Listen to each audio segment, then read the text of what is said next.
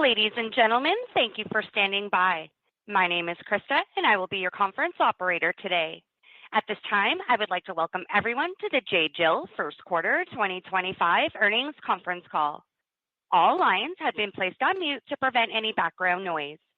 After the speaker's remarks, there will be a question-and-answer session. If you would like to ask a question during that time, simply press star followed by the number 1 on your telephone keypad. And if you would like to withdraw that question, again, press star 1. Before we begin, I need to remind you that certain comments made during these remarks may constitute forward-looking statements and are made pursuant to and within the meaning of the safe harbor provisions of the Private Securities Litigation Reform Act of 1995 as amended. Such forward-looking statements are subject to both known and unknown risks and uncertainties that could cause actual results to differ materially from such statements. Those risks and uncertainties are described in the press release and J.Jill's SEC filings. The forward-looking statements made on this recording are as of June 11, 2025, and J.Jill does not undertake any obligation to update these forward-looking statements. Finally, J.Jill may refer to certain adjusted or non-GAAP financial measures during these remarks. A reconciliation schedule showing the GAAP versus non-GAAP financial measures is available in the press release issued June 11, 2025. If you do not have a copy of today's press release, you may obtain one by visiting the Investors Relations page of the website at jjill.com. And it is now my pleasure to turn today's conference over to Mary Ellen Coyne, Chief Executive Officer and President at J.Jill. Mary Ellen, the floor is yours. Good morning, and thank you for joining us. I am very excited to be speaking with you today as the newest member of the J.Jill executive team. Having spent the last 3 decades in retail, and specifically women's apparel and accessories, I understand what a special brand J.Jill is and the important role we play in serving a very loyal customer base, one that has grown over time and is often underserved but highly valuable. Throughout my career, I've learned that successful retail brands are built on authentic connections with customers, and J.Jill has that foundation in place. While we are navigating challenges today, stemming from the current environment, increased uncertainty affecting consumer spending, and certain underperforming areas of the assortment, I strongly believe in this brand and the opportunities ahead. It was this belief and my passion for serving this customer that brought me to this role. I have a proven track record of building teams and growing businesses profitably. My background is rooted in product and merchandising, having spent 16 years at Ralph Lauren before moving on to my most recent role as the CEO of J. McLaughlin. I not only have a deep understanding for the industry, but strong admiration for the customer J.Jill serves. In my previous roles, I have scaled businesses through multi-channel expansion, elevating product offerings, and introducing new categories. I see opportunities across all those areas here while maintaining the brand's core identity, which has supported such loyalty over the years. Over the past 5 weeks, I have immersed myself in the business, engaging with our teams, visiting stores, and talking with associates and customers. I am working diligently to assess all areas of the business, where our strengths are, where there are opportunities, and how we can evolve and improve performance. This initial review will inform my views on our path forward. What is clear, however, is the inspiring dedication that I have seen across our organization to delivering customers the experience they value from J.Jill. I am energized by the opportunities ahead and will be working with the team to leverage the investments that have been made in stores, marketing, and systems. The fundamentals of this business are here. We have a loyal customer base, a lean operating model, and strengthening omni-channel capabilities. I look forward to providing more insights into our plans and initiatives on our September earnings call. Now I will hand the call over to Mark to review our first quarter performance. Mark? Thank you, Mary Ellen, and good morning, everyone. I'd like to welcome Mary Ellen to her first earnings call. We are excited to have you leading J.Jill and are energized by your passion for this customer and proven track record driving growth in this industry. We look forward to sharing more on Mary Ellen's assessment of the business and strategies on our second quarter earnings call in September. But for now, let me review our first quarter performance. We entered first quarter with known challenges. We experienced adverse weather in February, and we cut over to our new OMS system in March. Overall, the OMS project went very well, and we are excited to now have a modern platform from which we can scale and grow. But the cutover did have a slightly larger impact on Q1 performance than anticipated. In addition to these known headwinds, we believe we had opportunities in the assortment, and the macroeconomic environment continued to be volatile, with uncertainty related to global trade policy impacting our customers' behavior, particularly in April and into May. Despite these challenges, we delivered EBITDA above the high end of our previously guided range, due primarily to disciplined expense management, and continued to deploy cash to shareholders through our quarterly dividend and share repurchase program. While we remain confident in the long-term resiliency of our loyal customer base and the opportunities to grow this business, we continue to navigate near-term uncertainty with respect to tariffs and the impact the ongoing volatility will have on our customer. Because of this, and also to provide Mary Ellen with the necessary time to complete her assessment of the business, we are withdrawing our prior full-year guidance and temporarily suspending our practice of providing forward guidance on most metrics. I will discuss more on this, but first let me review more details on our first quarter performance. Total company sales for the quarter were about $154 million, down 4.9% compared to Q1 2024, inclusive of total company comparable sales decline of 5.7%, which was partially offset by sales from new stores opened last year. Total company sales also reflected a $2 million negative impact from the OMS cutover. Store sales for Q1 were down about 4.4% compared to Q1 2024, and direct sales, which represented about 47% of total sales in the quarter, were down 5.4% compared to first quarter of fiscal 2024. As mentioned, weather impacted store traffic earlier in the quarter, while the OMS cutover had an outsized impact in our direct channel in March. In addition, our customer became more discerning with her spend in April, which was most pronounced in our direct channel as she primarily shopped markdowns, which put pressure on average unit retails and gross margin. Q1 total company gross profit was about $110 million, down about $7 million compared to Q1 2024. Q1 gross margin was 71.8%, down 110 basis points versus Q1 2024, driven by higher mix of markdown sales, primarily in the direct channel, and higher full-price promotional rates in both channels. SG&A expenses for the quarter were about $91 million compared to approximately $89 million last year. The increase was driven primarily by store expenses associated with 5 incremental new stores compared to prior year, OMS-related costs, which came in at $1.6 million versus $700,000 last year, and merit increases, partially offset by lower management incentive accruals. Adjusted EBITDA was $27.3 million in the quarter compared to $35.6 million in Q1 2024. Interest expense was $2.8 million in Q1 compared to $6.4 million last year.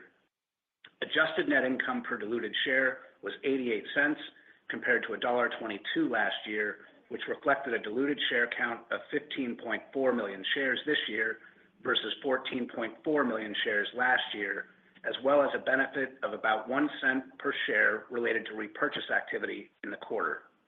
During the quarter, we repurchased 186,800 shares for approximately $3.5 million, and as of June 11th, we have approximately $21 million remaining on the $25 million share repurchase authorization. Please refer to today's press release for reconciliations of non-GAAP financial measures to their most comparable GAAP financial measures: adjusted EBITDA, adjusted net income, and adjusted net income per diluted share to net income, and free cash flow to cash from operations.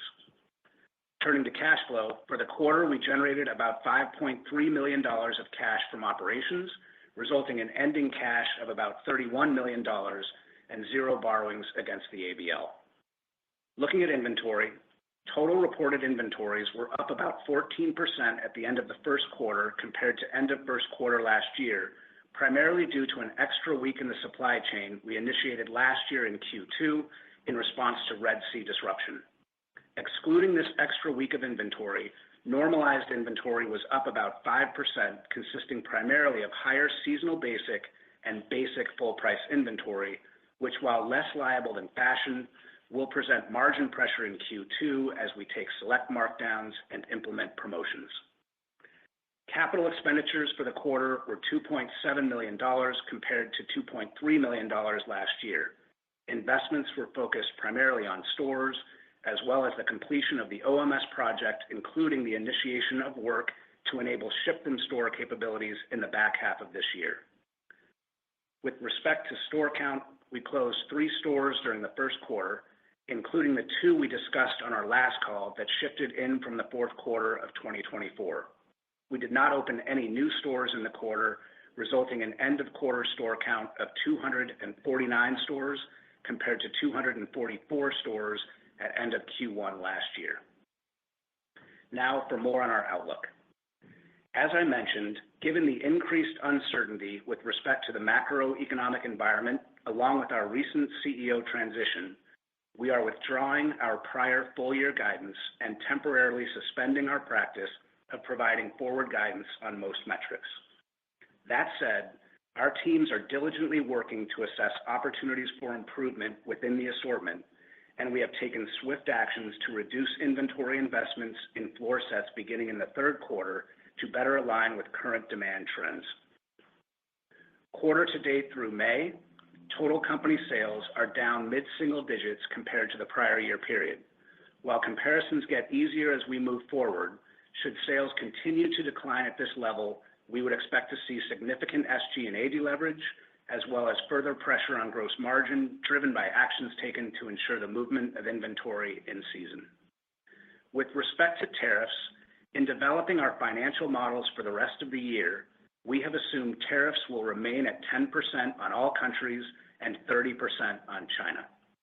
While we expect to begin to see incremental product costs beginning toward the end of the second quarter from tariffs currently in place, we expect to mitigate most of these costs through a combination of vendor negotiations, on-order adjustments, and strategic price increases on select items in the assortment. However, any increases to current rates will result in additional margin headwinds for the year. We remain committed to operating the business with discipline, tightly managing inventory buys and clearing goods as needed in season, and our strong balance sheet and ongoing cash generation enable us to continue to support our strategic investments in marketing, new stores, and in systems capabilities such as ship-from-store, which is in pilot now and will ramp through the back half of 2025. We are maintaining our current run rate marketing spend in support of the customer file, but are reviewing the mix and creative to ensure maximum impact amidst the broader market backdrop. We are investing in new stores, but are evaluating non-essential capital spend. We now expect to spend between $20 and $25 million during the fiscal year compared to prior guide of approximately $25 million. We are now expecting to open between 1 and 5 net new stores this year versus prior guided range of net 5 to 10 new stores, as some new deals have pushed into 2026. And lastly, we remain committed to executing on our total shareholder return strategies. As announced on June 3rd, we are maintaining our quarterly dividend of 8 cents per share payable on July 9th to shareholders of record on June 25th, and we will continue to opportunistically repurchase shares, though we'll do so judiciously until trend visibility improves. The considerable actions we have taken the past few years to invest in our systems and strengthen our balance sheet will support us going forward. Our new OMS system is up and running, and teams are making progress on the next objective, which is to ramp the ship-from-store capability for benefit in the second half of this year. With funded debt of $74 million and $31 million in cash, we have the necessary flexibility to navigate through this environment and enable us to be better positioned to capitalize on improvement when trends normalize for our customer. Despite near-term headwinds, we are fortunate to have a strong brand and a very attractive customer. Our teams have managed through challenges such as this before, and I look forward to working with Mary Ellen as she continues to assess and develop plans to position us for long-term success. Thank you. I'll now hand it back to the operator for questions. Thank you. We will now begin the question and answer session. If you would like to ask a question, please press star one on your telephone keypad to raise your hand and join the queue.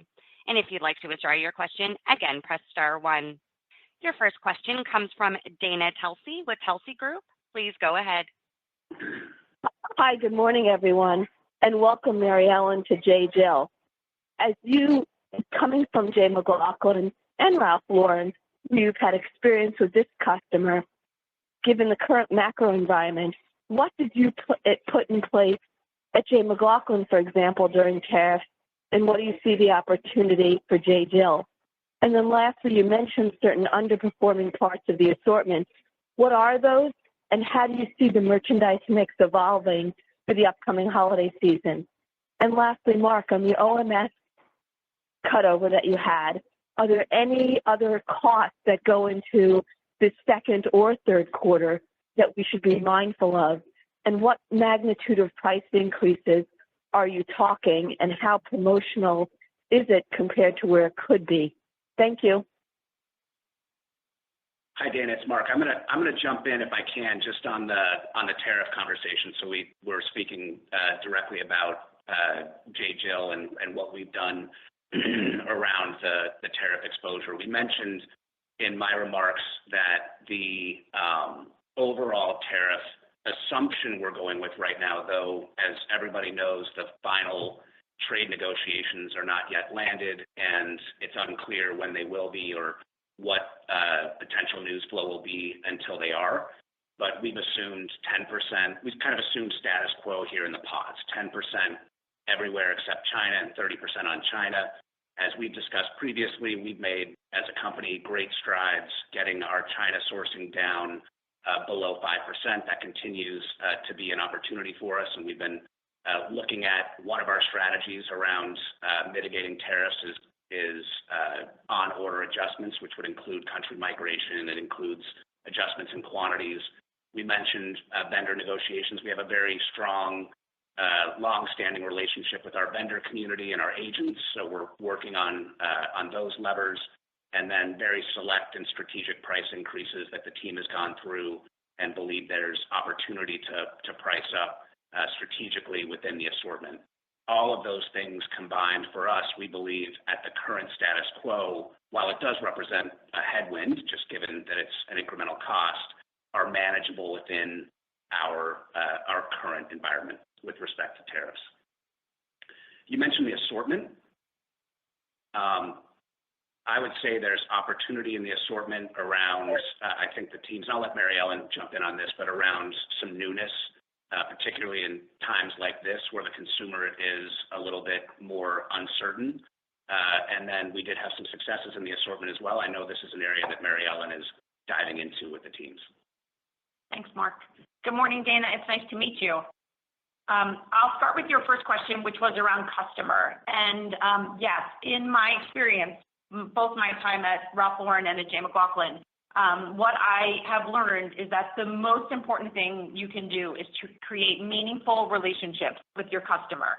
And J.Jill has done that in spades. This is a very valued segment. It is traditionally an underserved segment. And so we're very excited that we have her here, and it's a customer that I'm very familiar with. So thrilled about that. What we know about this customer, in addition, is when there are times of uncertainty, she pulls back. She is a smart, engaged consumer, one who is more discerning with her spend, and that is what we saw. And to Mark's comment, we did not have enough newness in the assortment, and that will be a focus as we move forward. In my experience, this customer always returns to the brands that she knows and that she trusts, and we are confident that that will happen here. With regard to your question about the holiday season, our product line is bought through the end of the year. But that being said, there is always more that we can do to win share of wallet, and that is my immediate focus with the team right now. We can impact presentations in store and online. We can impact marketing efforts. We can impact the way that we show up for her as we work through the balance of the year. Great, thanks. And I'll just lastly, Danny, you mentioned OMS. Thanks for that question. First of all, I would say we're extremely excited to have our new OMS system in and stable. And we mentioned that there was slightly more negative impact in the cutover than we had anticipated. We had provided guidance that we expected $1.5 million. We came in at $2 million. I'll tell you the extra $500,000 and $2 million in total for a project as far-reaching and important as OMS in the grand scheme of things is a pretty good cutover for us from our perspective. The teams have worked really hard in what we call hypercare, which are the weeks following the cutover, to address some unforeseen issues that weren't caught in testing. The $1.5 million we guided to, we expected, and the $500,000 that we didn't really came out of some customer-facing issues, some glitches with checkout on the website, some glitches with stored credit cards on the website that were quickly diagnosed, addressed, and fixed. So are now behind us. We'll continue to learn the new systems, and as we continue to get every day behind us with the new system, but are excited about it. It was a very large project. The cutover went very well. A very large team was dedicated to it, and they did a fantastic job of getting it to where we are today. And at the same time, we're excited that we're bringing up Ship from Store, which we talked before was the primary first omni capability that we were going to deploy. We're in pilot. We're in about 10% of the fleet. We're learning. We're fine-tuning, and we'll be ramping that through the back half of the year, which should, as we previously discussed, provide value as we ramp it.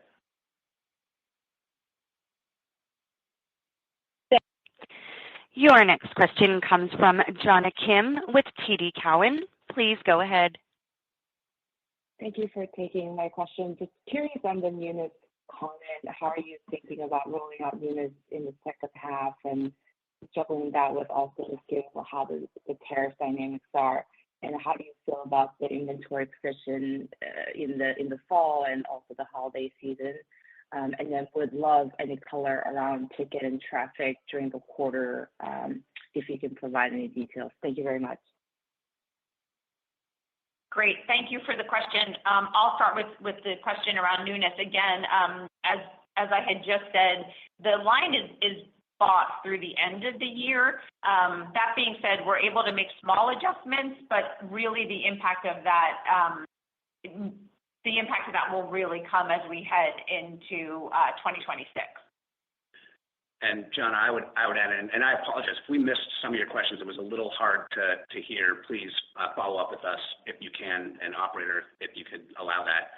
I heard the question on inventory positioning going into fall and holiday. One of the immediate things or the nearer term things that we can impact are orders that are coming. So we did take our Q3, which is really that fall and forward buys, down more in line with the current demand trends that we've seen, which is sort of the first part of that. We exited Q1 with normalized inventories. Remember, our balance sheet inventories reflect about an extra week of in transits and on hands now related to the extra week we put into the supply chain last year when the Red Sea issues began.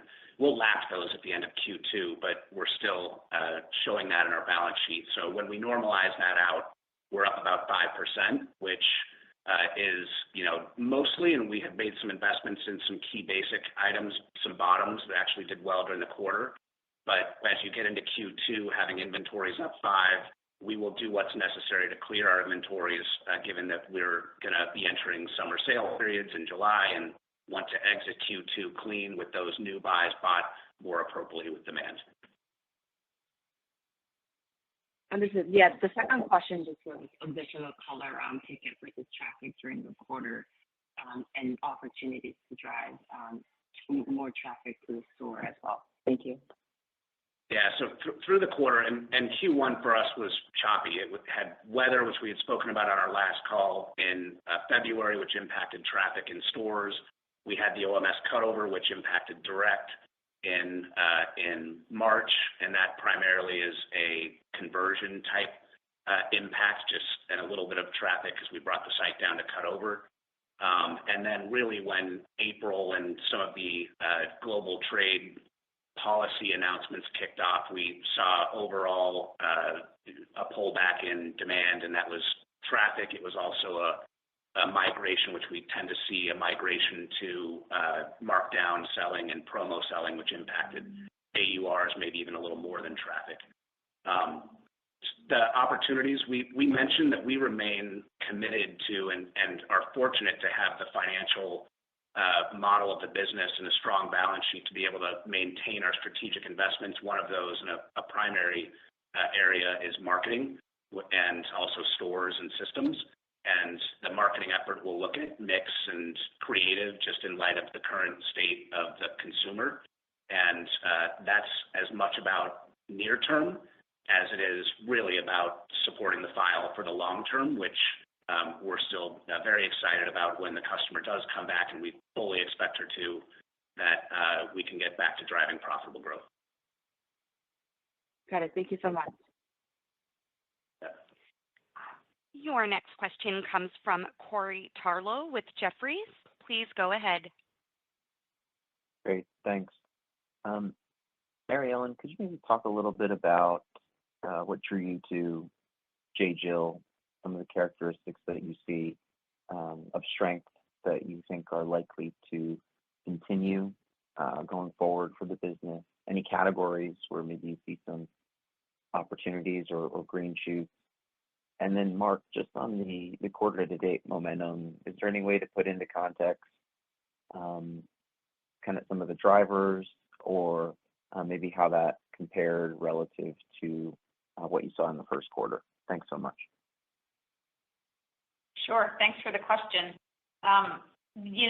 For me, as I looked at J.Jill, the opportunity to build upon this brand's strong history while driving future growth was irresistible for me, right? This is what I love to do, is scale profitable businesses. In my past experiences, I've done that through multi-channel expansion. I'm a big believer in stores, but the balance here of the e-commerce business to the brick and mortar business is really healthy and both able to scale. But I've also elevated product assortments, introduced new categories, and I see tremendous potential to do all of those things here, continuing to serve the very loyal customer that we have and to acquire new ones. And Corey, I would put context around the Q1 performance into the May trend in this manner. The quarter I mentioned before was choppy, so we had weather in February and the OMS cutover in March. It really was that slowdown once we were through those issues in April that seemed to very much coincide with the uncertainty that started to swirl out in the global trade arena. And so that trend we honestly didn't anticipate.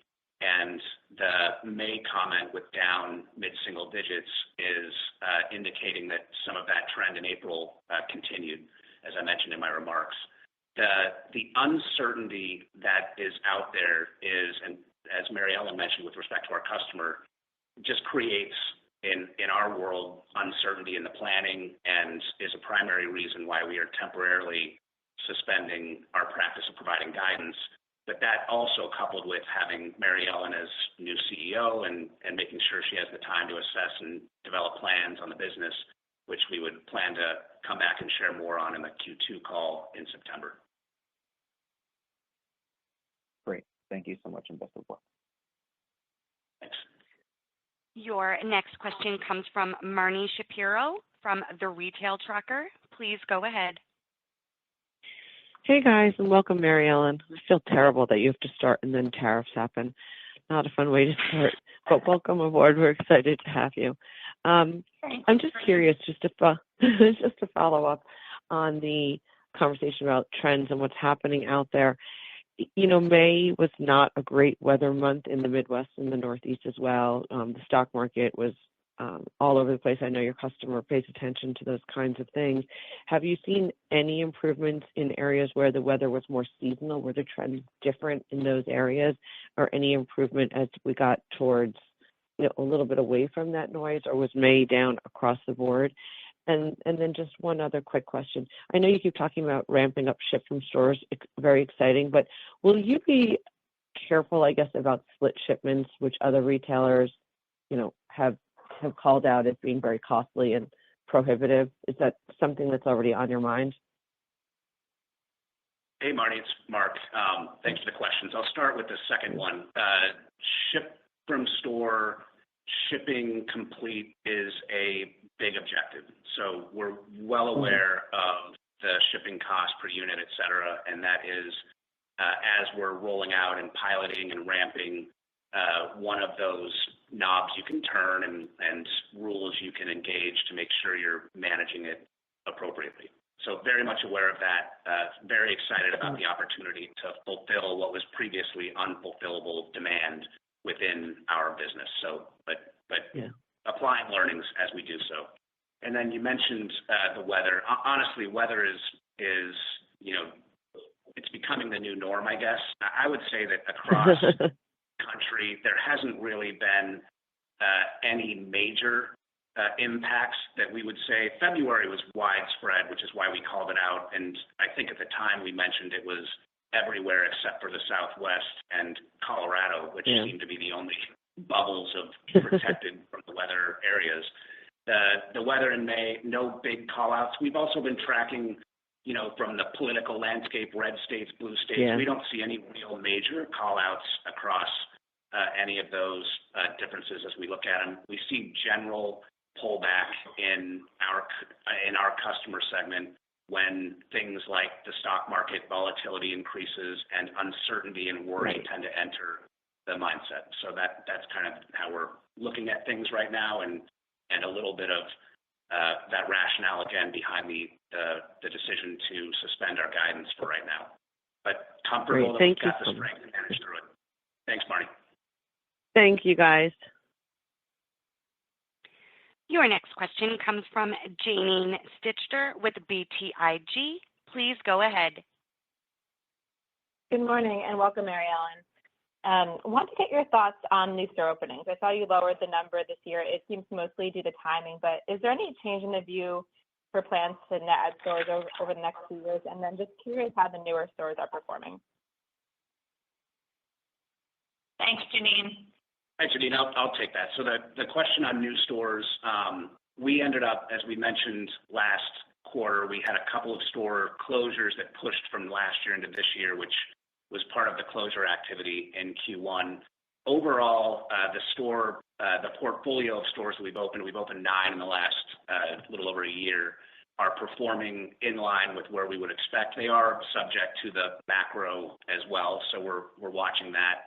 A couple of learnings in smaller markets where it's a single store market that the ramp may be a little longer than we had expected, but working on that. Part of the marketing investments will be to support those markets. But overall, remain very excited about the store growth opportunity. The store growth guidance for this year really represents available spaces, and we will not compromise on the quality of the space. We talked a lot about the economics required. We're getting visibility to a void list and a potential opening list that we're very comfortable with. The guide this year was more about some slippage that has already occurred with the available spaces we're looking at that are likely to push into 2026. And then we're also in a couple of areas working with some uncertainties around planning commissions and FEMA and whether or not the centers that we're in clear those hurdles, and then we can, work through them. So that's primarily why we guided the stores down a little bit. We still feel comfortable in the 50-store opportunity by the end of 2029.